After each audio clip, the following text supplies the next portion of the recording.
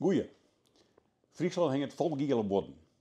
Dat zal in de rest van het land ik wel zo wezen, maar daar kom ik amper.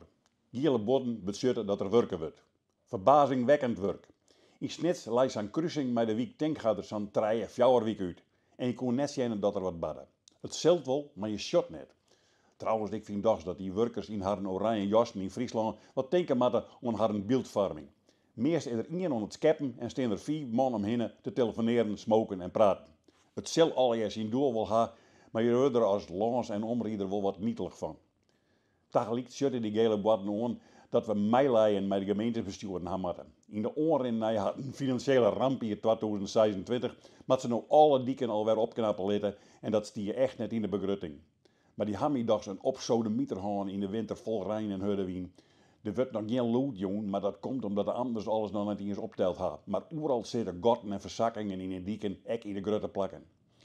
Als er op een grote diekenwerkzaamheden binnen, moeten wij omrieden. Hè? Er zit Snits Ljouwer tegen, dan melden de gele bodden omrieden hoe Jereveen.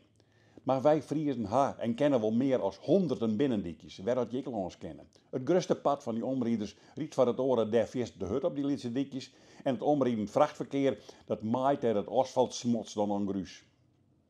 En we zitten hier zelfs met 3 bregen waarbij op gele bodden stiert dat er eens enkel maar fietsen veilig heen kennen. En bij het middelpunt van Friesland, het aquaduct van Twellinge, zit nog wel 3 hier op onthoud. Dat zal misschien nog wel meer worden. Dat is vers dan het kleer dat ze beginnen met de oorlog van de Lelylijn.